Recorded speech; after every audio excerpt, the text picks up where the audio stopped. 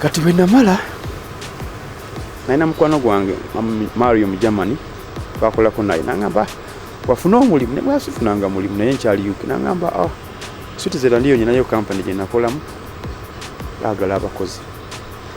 ne mugamba mpeereza ennamba nampeereza nenteekako page CV yange nenjiteekako nali ndi awo after 2 hours ne bankubira essimu in case for sure baali balina need kati ne bankubira essimu ngamba okay oli luddawo ne mbaga ndi UK naye sina emergency ticket naye mulimu nandi badde ngwagala ogumusobola kati batu ne papula zange bala bamusobola musajja mu Austria alina faamu ye ng'ekola kozesa bakozi nga leasing bakuleasinga nga bolaba nabagenda Dubai Mr. Thomas nangamba okay mpaamu essaawa emu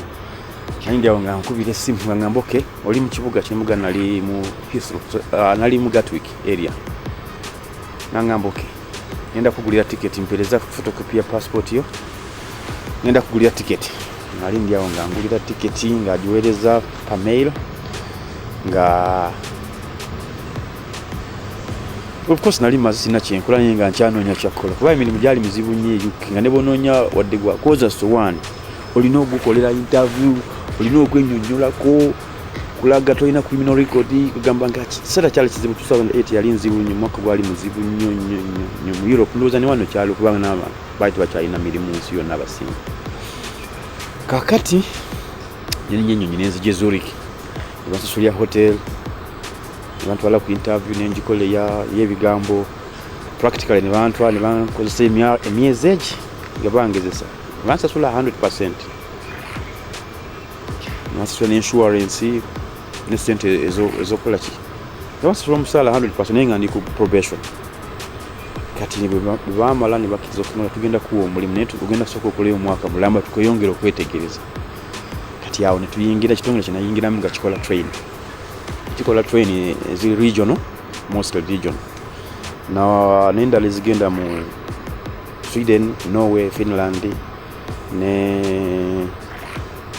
Belarus ne England bafunanga kontra ne Italy bakola contract kwa company baita Siemens Deutschland but Siemens Germany kati nenjigo kola ebintu babo manya mulimu pya mbadde mu bintu bilala nyine eno yali aluminium kubanga bakola trains kwa aluminium material twaliza steel zo zako madamu 1940s kati trains tukola omulembe guno za aluminium olw'obuzito zisobola okudduka okutuuka mu kwewala buzito kati nenkola omwaka nabyo nteka ku permanent payment kati company ngikoledde emyaka 10 nga tuzimba ebika bya train ebyenjawulo ezidduka in fact nzo omu ku bantu kati nange ndi musanyu kubanga ndi part of the group eri mu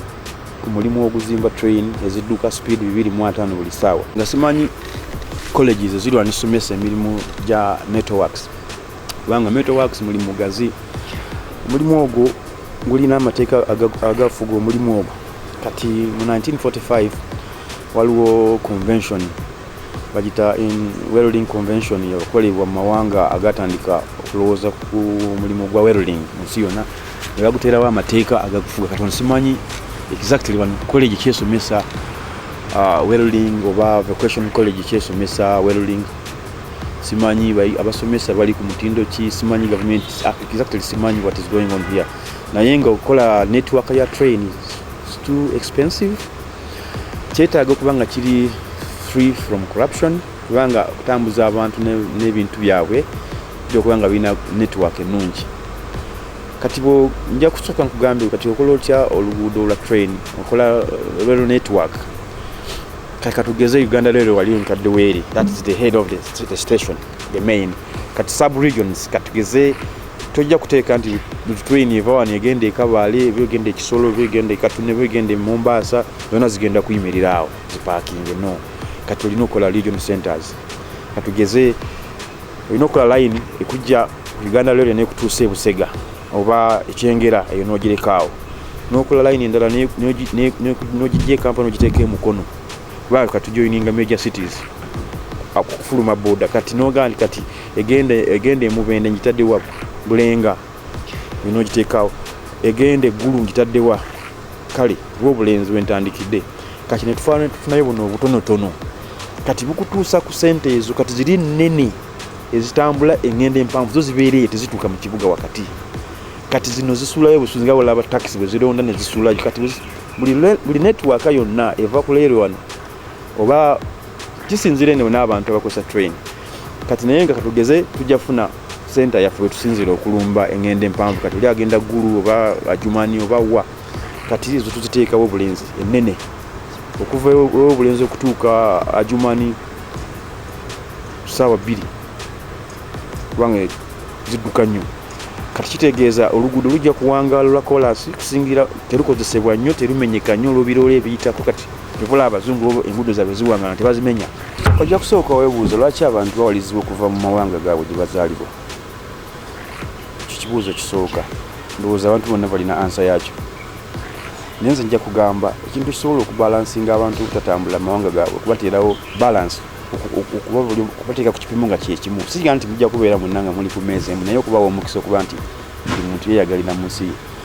nti buli muntu afuna service equally kyenkanyi bw'oba gwe oli mwavu naye nga abaana basobola okugenda ne basoma abaana basobola okufuna omulimu kyenkanyi naye gwe bweyawula abantu notabawa bwenkanya abantu beekyawa abantu baliddusa eggwanga lwa nsonga balaba tewali ki bwenkanyi mu bintu by'okufuna emirimu mu bintu by'okufuna education ndi n'omukisa nti nze eggwanga nalivamu ndi muto ate bwe natambula nanoonya education saddawo nti noonye mulimu wakumpeerawo sente kuba nakimanya nti sirina buyigirizi bumala kusobola kompitinga n'abantu b'e Bulaaya kati nina kukola ki kusooka kubayingira mbayingidde ntya nga nfunye obuyigirizi bwe balina ekitali kyanjawulo ekyenjawulo ennyo nti gavumenti zeeri gye tuwangalidde ziwa abantu emikisa tebakutunulidde lwa kikula kyo kala tebagitubaludde nti boli muddugavu naye omuntu yenna bwe muwa omukisa afuuka wa mugaso mu ggwanga kyentegeeza nti ajja kukola yeeyimirizeewo asobole okusasula omusolo kati singa gwe omuntu oyo omumma omulimu oba omukisa okusoma kitegeeza ogenda kuba omulabirira bulabiriza akumenya naye gwe muwa education bwamale ajja kukola asasula emisolo nze kati nafuna sikaala yampeebwa gavumenti yansasulira naye bwe namala okusoma nalina okusasula ssente ezo ate nafuna omulimu ne gumpa ssente nagusasulira omwaka gumusoni ne zigwayo naye ng'omusaala gwenfuna guvuddeko omusolo nze kati maze emyaka ndowooza 15 situlangako wansi natulako emyezi 8 egyo egigambye gyali mu 28 naye buli kaseera ndi mu service sasula omusolo nesasulira ekyokulya nesasulira ennyumba sisimba line nti ngende gavumenti nzijulizewo 15 years nga ndi mu service naye kati imagine singa mbadde sirina busobozi naliyimirizaawo family katugezeyo abantu 6 ennyumba nyina okusasula $2,200 omwezi ku standard kati singa safuna education kiti kikulaga nti sobola kweyimirizaawo nja kubeera nga ndi mu poverty line newano mu Africa bwe kirina ddala mu Uganda yes education we naye tinafuuka totally genuine n'abantu abavuddemu balina confidence basobola okuperforminga bali transparent bafa ku bannaabwe oba bafa ku bafamily member bokka nze mukulaba okwange bateeka okubeerawo balance mu kusomesa abaana b'eggwanga ne mu kugaba emirimu bannansi bajja kuteeta bajja osobola okufuluma eggwanga nga weeyagalidde naye nga togenze nti oli ku kisenge balance of sharing of the national unity oba national property watabeerawo balance ensi ejja kuluzinga abantu abakugu bangi kitegeeza naawe basomesezza bajja kuddukamu kati pension egenda kuva bani abagenda okukola pension education yawano eri nnyo theoretical teri nnyo practical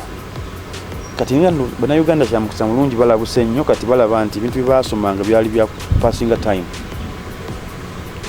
naye efe gye tubeera nze nagenda nasoma bintu bya mikono naye natuukira nnyo ku practicals era niwe okola exam bakuwa 75% olina okuyita practicals 15% zituyolo olina okumanya kyokola bakiyita ki kukugamba nti gendako mu class omanye kyekyuma kirina technicality ki gyezirina nkikozesa ntya temperature kiwangala myaka emeka nyina kikyusa ddi kati nja kugamba olutindo lw'ejjinja olupya lwe baggulawo lutindo lulungi lwa bbeeyi naye lwaki olutindo lwafuna obuzibu tetulina bantu balina technical service batu balina bagyebali we don't know naye nze ku lwange olwo olutindo lwali lulakinga supervision eva ku bantu abakugu kati oyinza okumbuuza mu welding mulimu ebika bimeka almost 300 types of welding. Buli mwali kama teka gamufuga kati oluguudo lw'ejjinjiro nsuubira lwabulako be bayita welding environmentalist asobola okumanya nti oluguudo olutindo lulina amazzi ago ganyogoga ki ekiro emisana ganyogoga gatya evaporation yagavaamu ekosa otya kolansi oyo alina muwangazi ki materials zikoze kolansi zina temperature ki zisobola okuweldinga for how long. Kati waliwo omuntu alina okumanya obutonde bw'ensi kubanga wootadde is a land oba is a nature land oba kitonde kyansi kwotadde product eyo ogenda gisupervising otya. Tuvola bezimu wekanga nti olutindo lwasseemu bwe ruti lwaki empaji tezafuna seminti mugumu emitayimbwa egyasiba empaji egyo tetumanyi bugumu bwakyo gikyusibwa ddi nga bwe nagambye tetukola netulugjawo netuluteekawo netulugjawo tulina period gyetulukolera netulugjawo. Kakati ebintu ebyo okumanya nti kati tutaddewo ekintu kyonna naye kigenda kuba kirina service guarantee. Kati ngenda mpita ku luguudo nendaba ebipande bye mutadde ebipande biri too big naye nga biri risk to human being.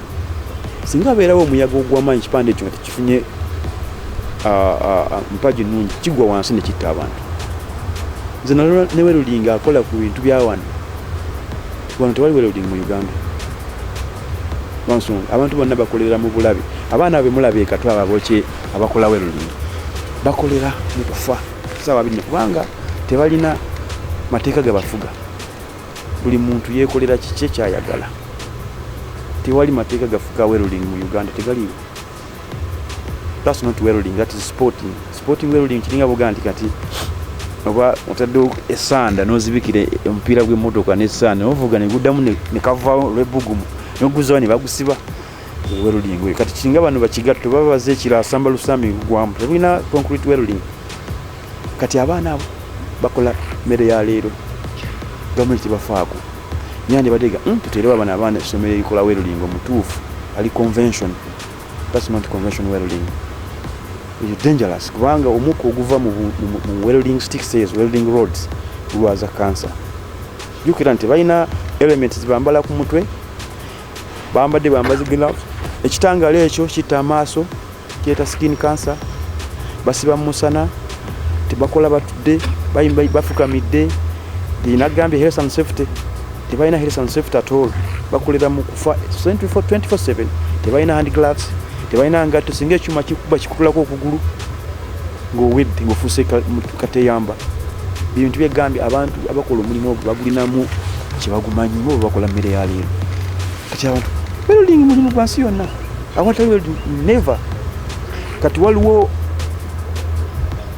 ebitongole ebyenjawulo okugamba NASA ogimanyi bakola ebizungiriza ebigenda mu bbanga. ESA European Space Agency